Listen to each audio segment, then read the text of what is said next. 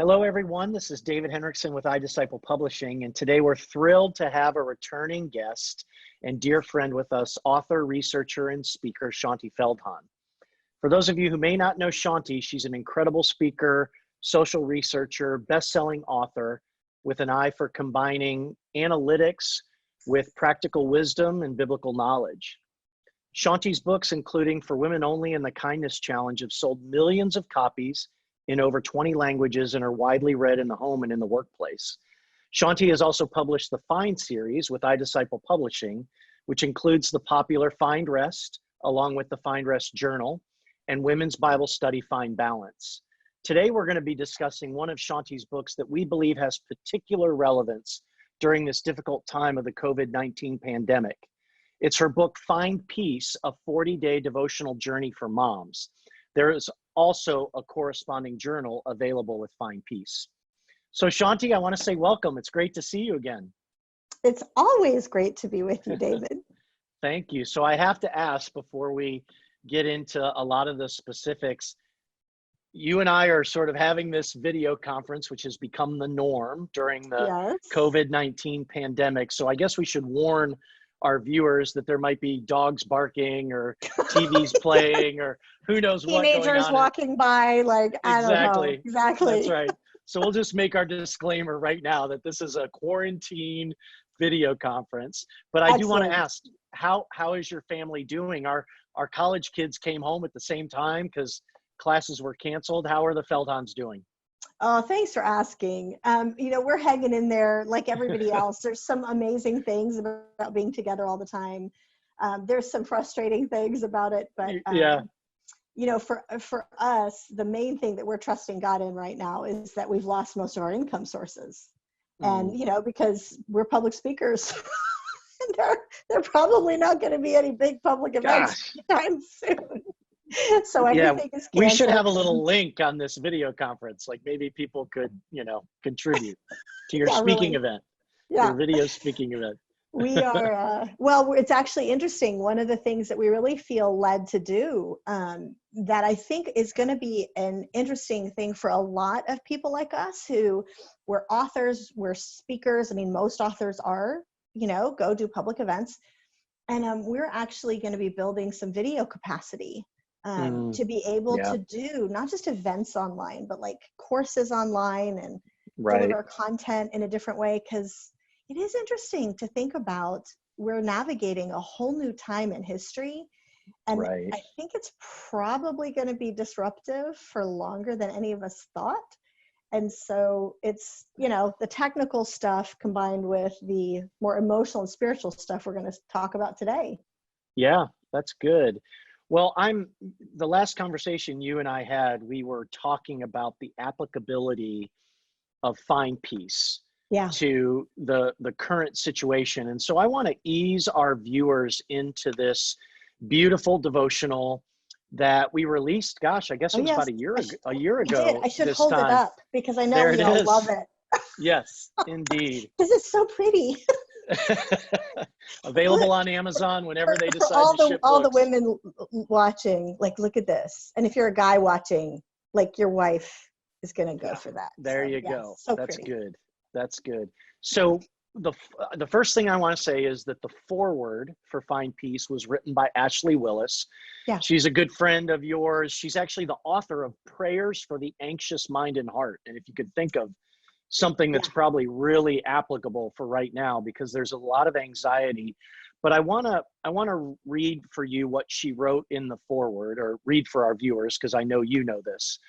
When I think about the one thing that I want more than anything for my family every single day, I can't think of anything more important than peace. It is priceless, vital, desperately needed, and yet so many of us, including myself, struggle to find peace every day. So before we sort of talk about COVID-19, can you maybe share with our viewers, what was the original kind of mindset or strategy that you had that drove you to write this devotional? Because it's very specific to moms finding peace, in the home, in the workplace, in life. What was your sort of original intent in a non-COVID-19 environment, if you will? Yeah, well, and today a lot of the lessons apply well beyond those who are moms too. I mean, and For apply to sure. pretty much I everybody, know what especially I know when I went through it, they were pretty applicable. We're going to talk about that a little bit later. especially what's going on today. I think I did a couple of radio interviews for this, by the way, and I can't remember one. I was Moody Radio or something. It was a male interviewer, and he was like, "Why is this just for moms?" There's two of us. There's two of us. Me But and that guy. yeah, Yeah. no, it's interesting because what I'll answer the question, what led me to sort of realize this was needed is the same thing that makes it so relevant today, which is there was this sense as I was looking at, because I'm a researcher, I Yeah. probably should say that. Yep. Most of my books are based on big research studies, or like this one, taking what I've done before in other research studies and applying it to looking at a specific thing. And in this case, I was really curious what both scripture and science says about how to find peace instead of Mm, worry, right? That is a common issue with all of us, is that sense of worry and anxiety, even in very normal times, especially for moms, when yep. we have all these thoughts swirling around in our head about our kids and Mm, are they okay, especially like you and me, right? We both a couple of years ago had our firstborns go off to college and that's kind of right. went, like Yeah. there's a lot of Yikes. psychosis that Yikes. comes along with that. Um, and so it doesn't stop in any phase of life. There's this Mm, anxiety and worry, and I really wanted to see, what does science say about yeah. the solutions to that.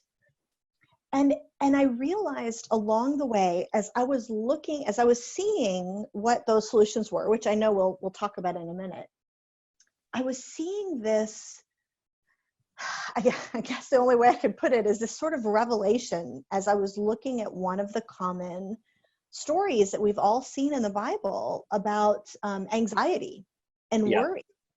And it's the story of Jesus crossing the Sea of Galilee with the disciples, Yeah. where he falls asleep and there's a giant storm and the disciples are like, "Don't you care about us? We're going to die." Like, and we all find ourselves in that kind of situation. "Don't you care about us, Jesus?" It feels like we're going to die. Yeah. Yeah. It's And good. and as I looked at this and started doing a little bit of the research of, what was going on in that time period, etc., there was something that it was like God, how God sometimes opens up things that you hadn't seen in the scriptures before. Like Right. you've read the story 100 times and you notice something new. And this Exactly. is Mark 4, I think. Mark 4:35. That Jesus was leaving the place that he had been speaking, and he was like, "Let's get in the boat." And it was evening hours, we're told, "and let's cross to the other side of the Sea of Galilee." Now, remember, most of his disciples were fishermen. This was their kind of world, right? And apparently, the Sea of Galilee, the topography of the area meant that it was prone to these crazy intense storms that just Mm, popped up out of nowhere, swooped down from the hills, and would just take you out. And wow. any fisherman knew that. And any fisherman would know that getting into a small boat at night to make this multi-hour journey in the dark across this area that's prone to these crazy squalls that came out of nowhere, they would have known that that was crazy. So why did they do that? And I suddenly realized they thought, "Oh, well, I'm with Jesus, so nothing bad could ever happen. Right. Right. I'm with Yeah. Jesus. Jesus loves Nothing me. bad could happen. Nothing bad is gonna," they just probably assumed nothing bad would happen because I'm with Jesus. Mm, And that's not the case in our lives. not how They it assumed works. that, That's right. and we assume that. Yeah. And instead, Jesus's message, when he wakes up and they wake him up, "We're going to die." And his message to them and to us is exactly the same to us as moms, to us as individuals in this crazy storm that we're finding ourselves in, which is this concept that, look, you can have peace in the storm. It does not mean the storm is not going to happen. The concept is that peace is possible even in these times of anxiety. And so the question is, how? What does that look like?